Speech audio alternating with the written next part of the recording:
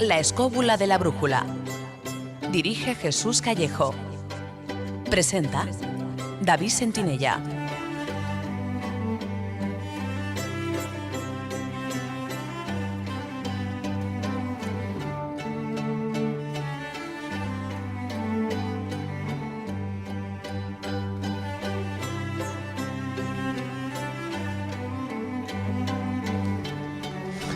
Hola, muy buenas noches, queridos amigos. Bienvenidos a esta edición especial de La escóbula de la brújula, la última de la presente temporada en la que, una vez más, hemos vuelto a trasladar nuestro estudio de Radio 4G FM en Madrid hasta el Salón de Actos Severiano Ballesteros de la Casa de Cantabria en Madrid para realizar este programa en vivo ante casi un centenar de amigos escobuleros. Muchas gracias a todos por estar aquí.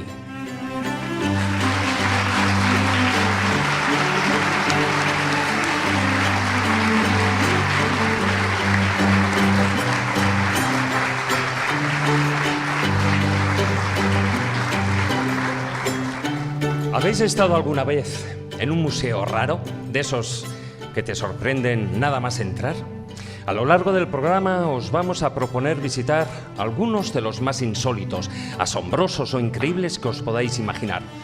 Unos podríamos catalogarlos como importantes, otros, lejos de ser trascendentales, sobresalen, pues cuanto menos catalogarlos como importantes o sus inusuales rarezas. Pero de lo que no cabe duda es que todos ellos serán capaces de asombrarnos con algunas de sus curiosas o sus más famosas piezas.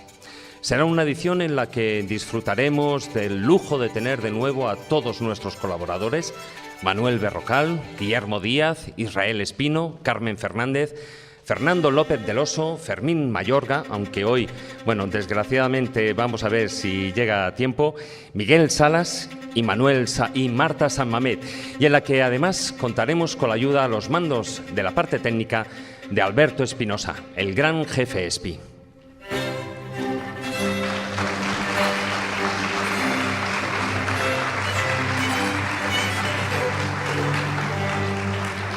Antes de nada, agradecer a la Casa de Cantabria y a su presidente, José Manuel Conde Pérez, que una vez más nos haya cedido este magnífico espacio escénico y cultural. Y, por supuesto, a la Sociedad Española de Antropología y Fiestas Populares, presidida por Ramos Pereira, por invitarnos a poner el broche final a una gran temporada de eventos y conferencias que, con carácter semanal y a lo largo de todo el año, organizan con entrada libre y gratuita en este magnífico salón de actos. Dicho lo cual, y sin adelantar más contenido en esta ocasión tan especial, nos subimos con rapidez a nuestra particular escóbula voladora para visitar algunos de los museos más insólitos que os podáis imaginar. Así que, queridos escobuleros, comenzamos.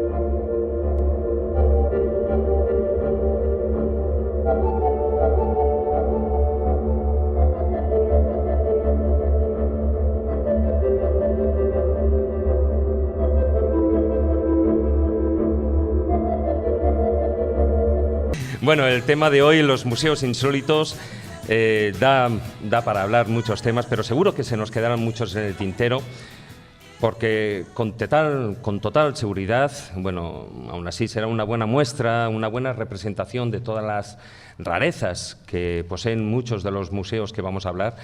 Pero, evidentemente se nos quedarán en el tintero, pero yo creo que sí, que vamos a exponer algunos de los puntos principales, algunos de los temas, incluso lo vamos a desglosar en diferentes apartados, desde lo que podía ser el diablo hasta temas mucho más escatológicos, ¿no? Sí, y más ecalípticos, ya lo veréis. Bueno, la verdad es que sí, van a quedar muchísimos sin comentar, porque museos insólitos hay muchísimos. Yo ya sabéis, mis rarezas, dentro de mis rarezas es crear archivos insólitos, y uno de ellos es museos insólitos. Algunos los conozco, otros no tanto, y en algunos tengo ya una lista hecha para mis futuros viajes. Algunos de los insólitos que conozco y que no vamos a mencionar esta noche, pues abarcan, por ejemplo, el de los rosarios. En Aroche, en Huelva, hay un museo solo de rosarios de lo más curioso, ¿no? Desde papas hasta gente de lo más pagana y profana que ha regalado su rosario. Y me parece sorprendente, ¿no? Aquí en Madrid, por ejemplo, ya sabéis que tenemos el Museo del Ratoncito Pérez, algo bastante inédito, insólito, porque el Ratoncito Pérez realmente surge aquí, en esta ciudad.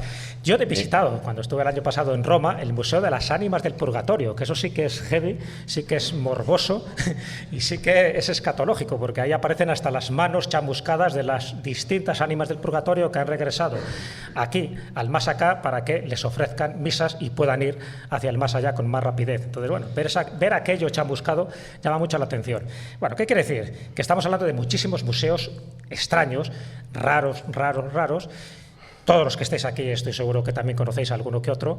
Y bueno, pues una buena muestra vamos a ir desgranando y desglosando a lo largo y ancho de estas 2 horas largas que nos quedan. Así que eso es un pequeño muestrario de los muchos que vamos a comentar. Ya digo, esos 3 es los que yo os puedo decir, y podría daros detalles muy curiosos de cada uno de ellos, pero no vamos a hablar de ellos, por eso os lo estoy adelantando. Yo me imagino que tanto Carlos como Juan Ignacio tendrán los suyos. Claro, mi diferencia con Jesús es que yo en general no busco los museos, o sea, no busco cosas insólitas, me lo suelo encontrar, porque lo normal es que en los museos uno espera encontrarse algo parecido a los grandes museos españoles, europeos, en los que tú tienes una idea ya previamente muy clara de lo que vas a encontrar, y luego lo sorprendente es que no, que hay museos realmente muy frikis.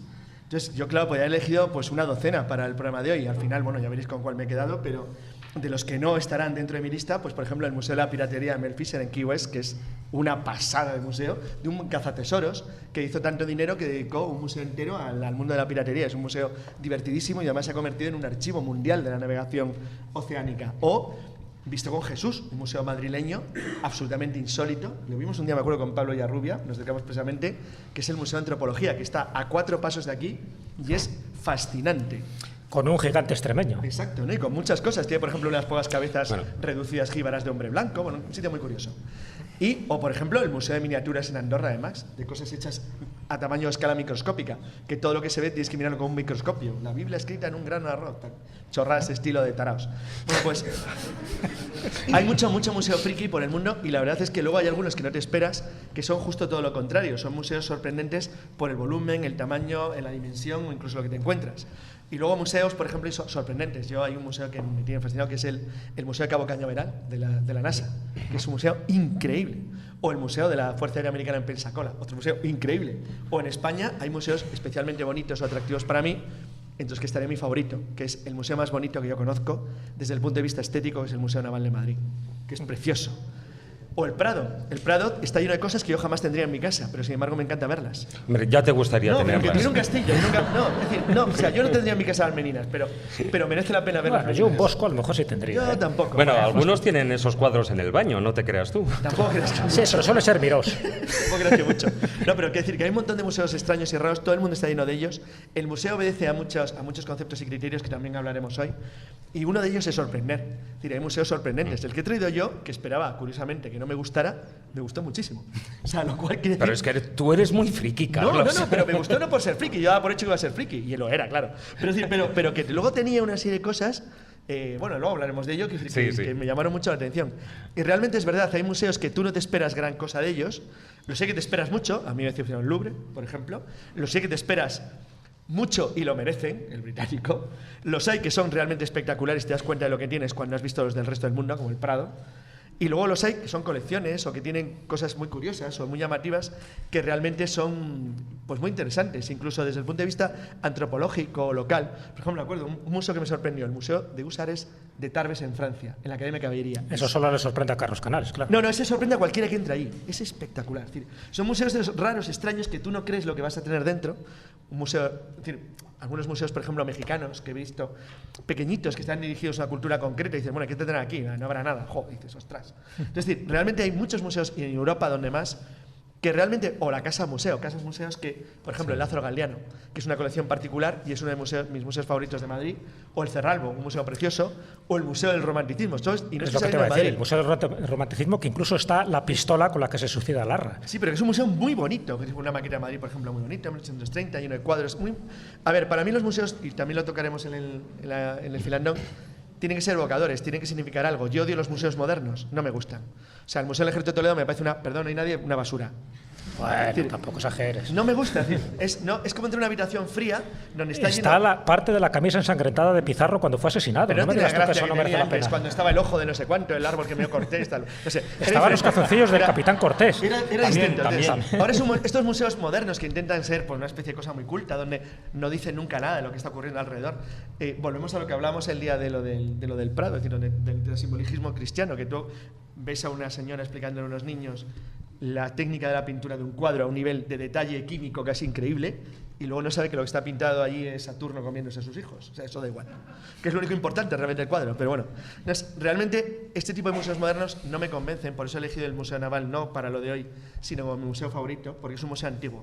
Por eso he citado el Museo del Romanticismo o el Lázaro Galdiano, que no deja de ser una colección particular más o menos organizada. O el Cerralbo, un museo precioso. Y realmente, y sigo diciendo sin salir de Madrid, museos de todas muy poco formas, Carlos, y muy llamativos. Hoy vamos a hablar de los raros. De los raros, insólitos, es decir, claro. evidentemente por eso no he dicho cuál he traído. No vamos a hablar ni del Prado ni ninguno de estos museos archiconocidos y en los cuales pues reciben millones de visitas y eso al año. Que el museo del que voy a hablar le debe vamos mucho a lo raro, al museo raro, que voy a hablar raro. le debe mucho la escóbula de la brújula, como bien sabéis. Ahí lo deja. Ahí lo deja. Sí. Juan Ignacio, estás muy callado, ¿eh? Bueno, os estoy escuchando. La verdad es que museo solo consiste en que alguien haya hecho una colección de cosas que merezcan verse y que tenga un lugar donde exponerlas, o que alguien le dé lugar para exponerlas. Entonces te puedes encontrar museos verdaderamente fabulosos, como colecciones curiosísimas. Por ejemplo, el Museo de San Bartolomé de Atienza, que es un museo de ciencias naturales verdaderamente tremendo, pero a la vez es de arte religioso, pero a la vez además es de aperos de labranza, pero a la vez además es de semillas. Claro, o sea, quiero decir se que llama el señor etnográfico. se ha dedicado a coleccionar todo lo que ha pillado y lo ha metido en la iglesia de San Bartolomé de Atienza. Cualquiera puede hacer un museo. Ramos, por ejemplo, podría hacer un museo de solo con las todos piezas los que tiene. que darían. Doy para fe, llenar está la en su Casa de casa y eso es un Cantabria. auténtico museo de reliquias. Y luego te encuentras museos pues que no valen nada, pero que son curiosos y entras a verlos, como por ejemplo el Museo de las Gilipolleces, que no me acuerdo exactamente dónde estaba. Oye, pues mira, yo no he pero visto ese entramos a título, verlo. pero seguro que vendía, ¿eh? Museo de las Era Gilipolleces. en un pueblo de Zamora, pero no me acuerdo cómo se llamaba el pueblo. Y entonces el tío había ido recogiendo recortes de periódicos, declaraciones de políticos, en fin, de todo.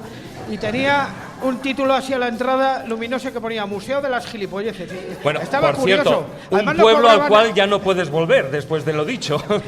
Además, no cobraba nada por entrar. O sea, era realmente curioso. Vaya A gilipollas. ti te va a pegar por entrar. Y luego hay otro tipo de museos, porque son los museos degustatorios. Por ejemplo, hay un museo de los aromas. ¿Sabíais que había un museo de los aromas? Pues no está muy lejos, ¿eh? Y además es muy interesante, porque además te enteras cómo se hacen los perfumes, que a veces se hacen con unas guarrerías, que madre mía. Qué cosa, testículos de carnero almizclero. ¿Para qué vamos a hablar? Bueno, déjalo aquí, déjalo aquí. Pero te aseguro que a ese pueblo de ¿dónde has dicho? ¿De Zamora? Sí, es de Zamora, pero no me acuerdo el nombre. Más vale. Y ellos seguro que ya a partir de ahora se acordarán de ti. Bueno, vamos a empezar, después de esta breve introducción, vamos a empezar con el programa, vamos a ir desgranando todos esos museos, esas rarezas de las cuales hasta ahora hemos dado algunas pinceladas, y vamos a empezar evidentemente con uno de nuestros personajes más estrambóticos, más llamativos y posiblemente más irreales, el diablo.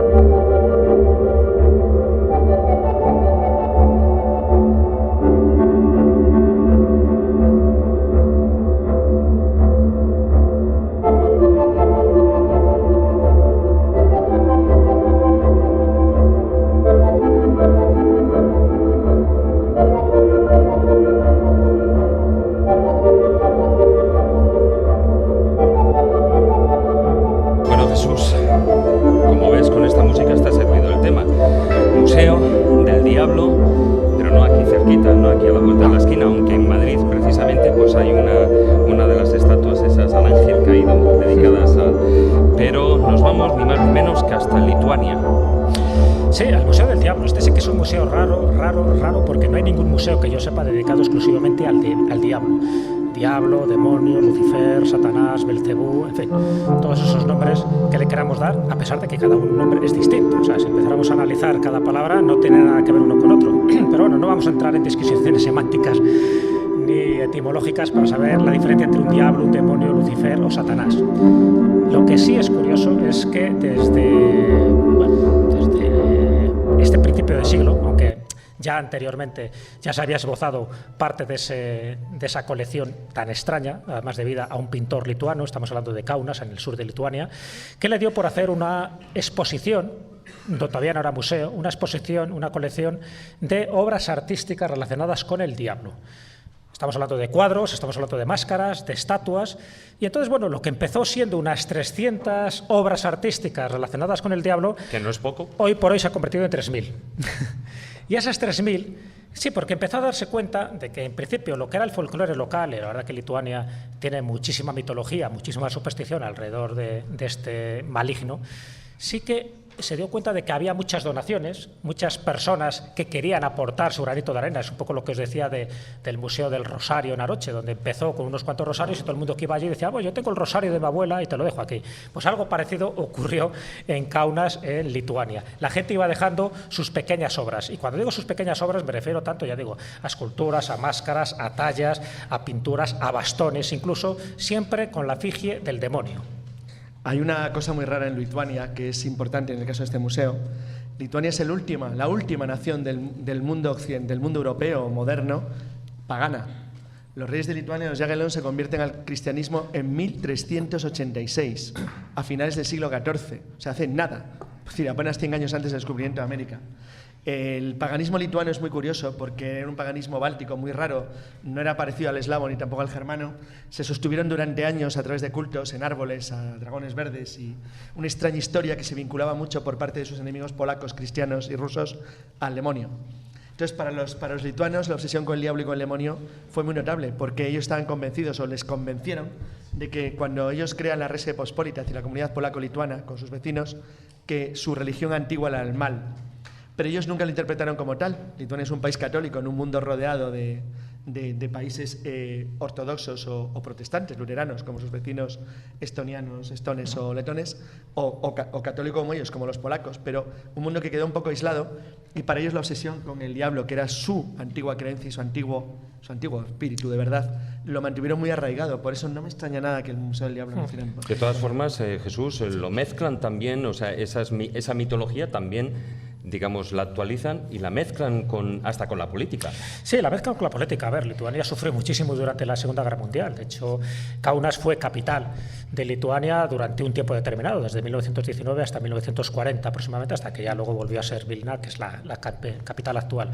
Pero ahí hubo dos personajes siniestros que hicieron bastantes estragos en Kaunas. Uno de ellos es Hitler, el otro es Stalin. Entonces es curioso porque es verdad, hay una escultura hecha ex professo donde se ve a Stalin y a Hitler bailando la danza de la muerte. Es decir, toda una representación simbólica de lo nefastos que llegaron a ser estos personajes históricos y del daño que llegaron a hacer en Lituania. Entonces, dentro de esas donaciones que han hecho paulatinamente a este museo, pues ahí aparecen estos dos personajes convertidos en demonios, porque en el fondo todas aquellas personas que hacen ese mal, que hacen esa depravación, que generan tanta muerte y tanto sufrimiento, pues para ellos evidentemente también son demonios, y también, como decía Carlos, es decir, dentro de su cultura el demonio tiene un papel fundamental. Ojo, cuando hablamos de demonio estamos hablando de demonios mayores y menores, es decir, no solo los que aparecen descritos en el judeocristianismo, sino los menores. Yo he visto algunas de estas esculturas, que por cierto podéis estar viendo ahora en estas imágenes y que luego colocaremos en nuestra página, donde también hay algunos asociados a esos duendes, a esos diablillos, que también dentro de la mitología popular de todas las zonas, incluido en España, pues también están mal llamados demonios, pero que en definitiva, en el momento que tienen rabos, tienen cuernos y son rojos, pues ya está. Es muy curioso porque para los lituanos y sus vecinos polacos hay una creencia muy arraigada, es difícil entender esto, de que ellos tienen la verdadera verdad, la auténtica verdad. Dices, bueno, ¿por qué? porque ellos se han enfrentado al mal absoluto en los dos lados, en el comunismo y en el nazismo. Entonces lo entienden a la perfección. Es difícil de entender fuera del mundo de frontera entre la Unión Soviética antigua y la alemana hitleriana, pero ellos lo entienden muy bien y les ha arraigado tanto en su mentalidad que es muy difícil de eliminar. Entonces, eso mezclado con las tradiciones bálticas suyas de los bosques muy profundos, solo quedan allí, no hay nada más. Solamente 2 pueblos en el mundo hablan un idioma parecido al suyo, ellos y sus vecinos letones, que encima son protestantes, con lo cual no tiene nada que ver con su cultura, porque los polacos, que son católicos, son eslavos, se parecen más bien a sus enemigos rusos, o sea, no tienen curiosamente nada que ver con ellos. Entonces, esa extraña sensación de aislamiento eterno, porque no hay otra palabra para explicarlo, en una llanura llena de bosques, lleno de genios y de duendes. A mí Lituania me pareció un lugar fascinante, un lugar curiosísimo, que parecía al margen del mundo, no estaba convertido a nuestra realidad. Me pareció un sitio muy interesante, es curioso. Aparte de gran enemigo baloncesto del Real Madrid, pero bueno, eso queda aparte. Y bueno, y ahí continúa. Fijaros que el pintor que crea la exposición, este museo, que se llamaba Antanás y un apellido indescifrable. No, sí, sí, a ver, no. ¿Cómo se llama el museo? Échale valor. No, el museo bueno, no, el sí, personaje. valor o lo que sea. Antanás o Antanas, muerto en 1966, por cierto, y que permaneció su legado hasta el momento, y os podéis imaginar que demonios y Belcebús hay unos cuantos, así que me imagino que se seguirá incrementando la colección. O sea, hoy en día tiene 3.000 piezas. 3.000, bueno, tiene más. 3.000 piezas tenía en el 2009, o sea, que os podéis imaginar. Ya ronda las 3.500. Y en el momento que nosotros hagamos una visita a Escobulera, que lo haremos, pues aportaremos nuestro... pero nos vamos a ir hasta Lituania. Claro, sí. Después de este programa yo creo que nos van a hacer una invitación especial. Y yo ya tengo mis demonios particulares. Bueno, yo tengo también un pequeño museo, no es como el de Ramos Pereira, pero bueno, tengo mi pequeño museo y algunos diablillos de estos que he ido recogiendo en mis distintos viajes tengo. Y algunos llevaré para incrementar esa colección, porque en el fondo, fijaros que Satán, utilizando ese término, Satán siempre es el adversario, con lo cual siempre hay algún adversario que tiene una representación antropomórfica y tiene también una representación iconográfica. Todos tenemos en nuestra casa alguna de estas representaciones diabólicas, y también utilizando el término diabólico de forma etimológica, acordaros que diablo es lo separativo, es aquello que nos separa de la esencia. Por lo tanto, cualquier acto que nos ocurra, tanto a nivel individual como colectivo, es un acto diabólico, es un acto separativo. No lo olvidéis.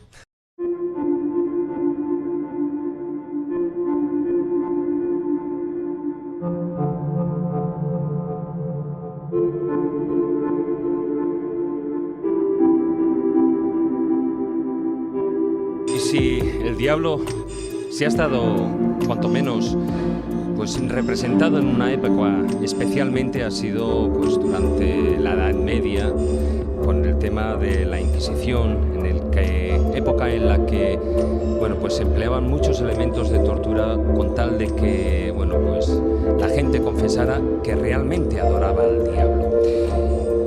Y precisamente a ello nos vamos a ir. Nos vamos a ir a uno de los museos de tortura, yo creo que más famosos del mundo. Porque en España hay algunos, tenemos alguno en la provincia de Alicante, creo que hay otro también en Toledo, en Guadaleste, en Santillana del Mar también. Esa también es sobre la Inquisición, ¿no? Pero yo creo que si hay una ciudad que además, pues debe y de hecho tiene un museo sobre la tortura y una ciudad mágica, esa es Praga. Muy buenas noches, Fernando. ¿Qué tal? Buenas noches, David, y buenas noches a todos. Sí, yo creo que el Museo de Praga tiene un aliciente extra, y es que por lo menos para compensar ese espanto morboso que vamos a encontrar dentro, tiene la obligación de que vayamos a visitar previamente Praga, con lo cual compensamos una cosa por la otra. Pero sí, como dices, hay una gran profusión de museos de la tortura por todo el mundo, y yo no sé a qué santa o a qué extraña fascinación responde aquello, pero bueno, no hay más que ver con la gente que lo visita. Hay todo tipo de reacciones, ¿no? Desde las risas nerviosas hasta las personas que se van enfadando progresivamente. Claro, de todas maneras, yo he estado en alguno de los que están aquí en España, y cuanto menos resulta increíble. Ves esas piezas y dices, ¿realmente esto se ha utilizado? Sí, aquí a este museo le gustaría mucho a Carlos, porque es un museo que cuenta cosas. David ha estado conmigo y Jesús también. Sí. Yo creo que incluso Juan Ignacio en algún museo de la tortura. Sí, y además probando las máquinas, a ver si es funcionan. Que según vas entrando dices, Pero si es que confiesas antes solo con verlo, tío. No te que hagas nada. Solo que tienes que ir, mira, esto le trituraba los dedos uno a uno. Joder, ya has cantado todo. Que eres el toro que mató a Manolete y lo que Lo quieras. malo es que el que accionaba la máquina era Fermín Mayorga, que se conoce bien el mecanismo, y qué daño hacía el tío. No, pero este es gráfico porque resulta que las personas que lo dirigen a su vez el Museo de Cera de la ciudad de Praga. Entonces han aprovechado la coyuntura para hacer una serie de bonitos dioramas espectaculares en los cuales exhiben cómo funcionaban precisamente esos aparatos. Bueno, entre ellos, por ejemplo, había uno que, fijaros, solo con el nombre ya asusta. La máscara de la infamia. Sí, vamos a empezar casi por lo más suave, ¿no? Sí.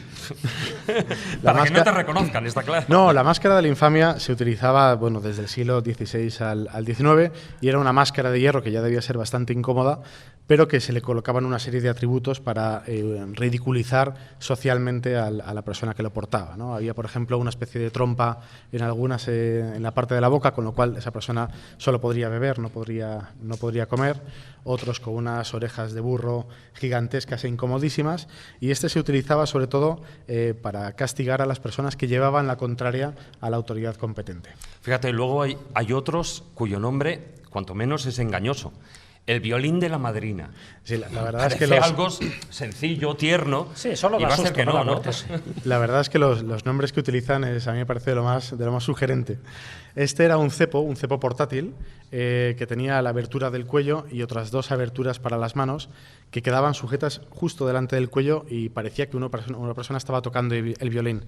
Este era junto con la anterior, era de los no letales, de los que no causaba heridas irreversibles, y este se usaba en casos de difamación. Y había una posibilidad extraña que mencionaban aquí en el museo, y era que había algunos cepos de esta clase que eran para dos personas juntas.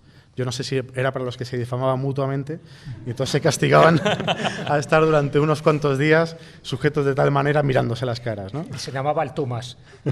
El Itumas, sí. Tumas. Bueno, otros sí que evidentemente el nombre ya de por sí es sugerente. La bota de hierro. La bota de hierro. Ya empezamos a hacer un poco más de daño. Estas eran unas placas con pinchos, el gran invento del torturador, que se colocaban en la pierna y tenían unos tornillos en los laterales, de forma que al apretarlos se hincasen esos pinchos en la espinilla y en el gemelo. Eso producía un dolor tremendo y una persona así no se podría prácticamente poner de pie.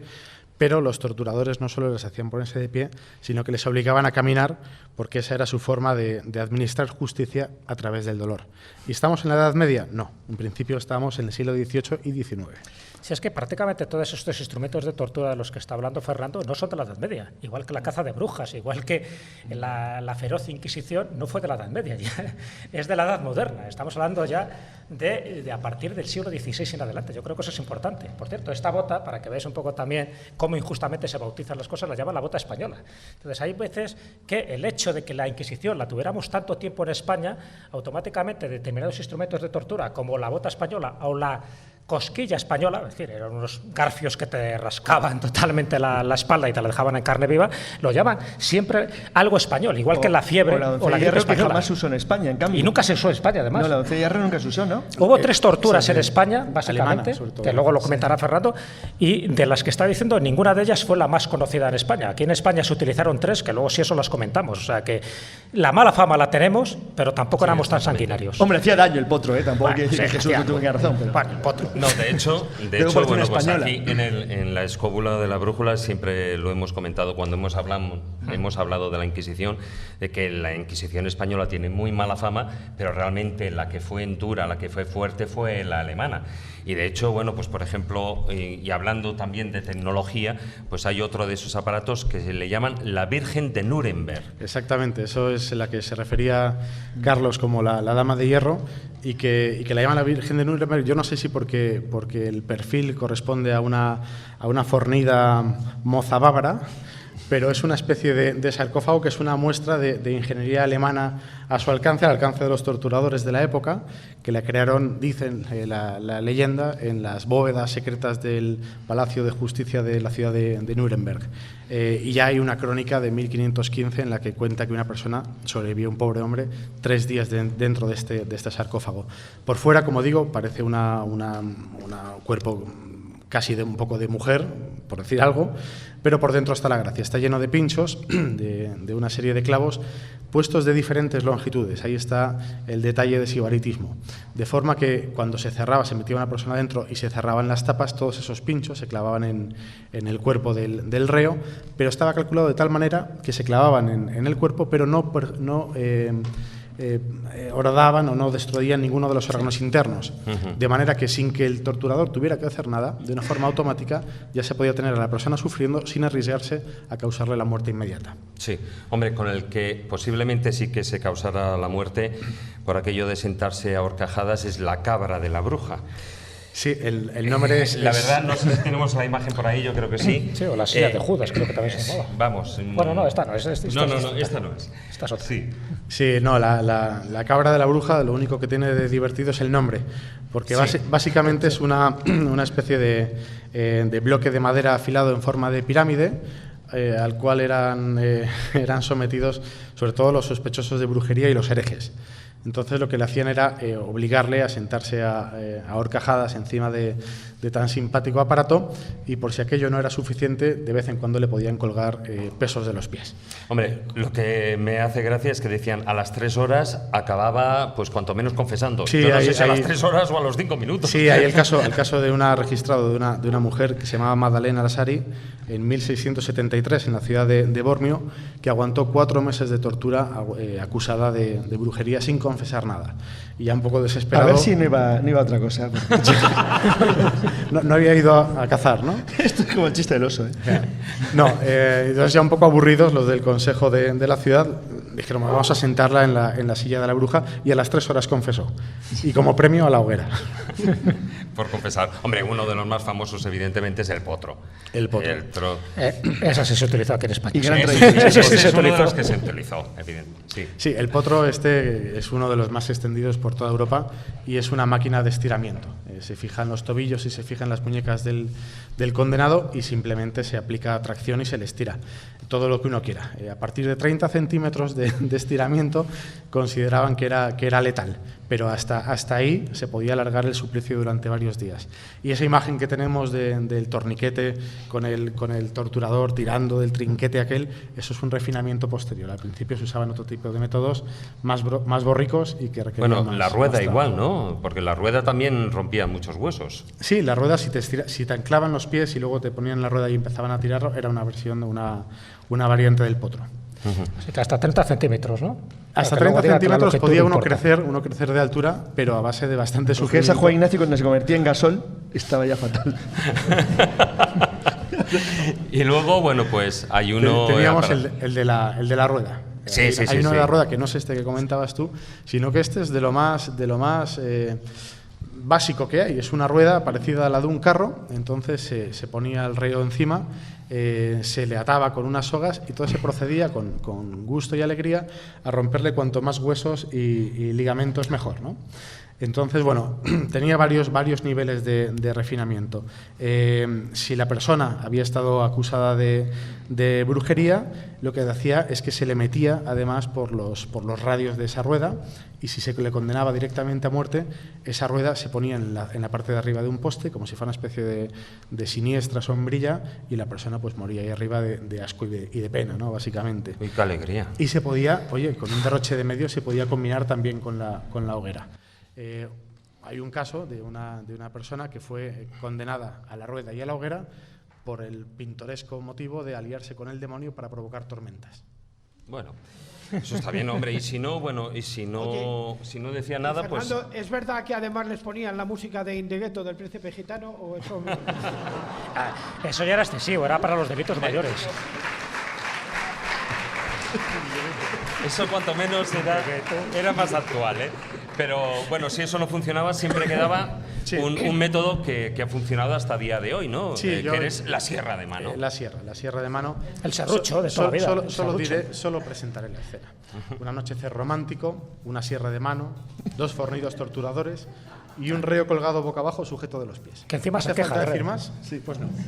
Y encima Sí, pues por donde cortaban, por donde cortaban en lo jodido, ¿eh? Sí, no, lo malo es eso, que siempre iban por la ingle, ¿no? Que qué manía tenían. Por cierto, estos instrumentos de tortura que estás describiendo, Fernando, en Praga, están usados. O sea, hay como... hay como sustancia. Hay restos de... Bueno, hablaron conmigo son de segunda mano. hablaron conmigo los gestores, me preguntaron si conseguiría yo que fueras a Praga, que querían estrenarlos. Hombre, ¿Algo voluntario?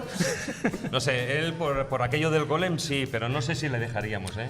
No lo sé. sé. Por el morbo sí que intentaría, ¿no? Pero cuidado, no a todos.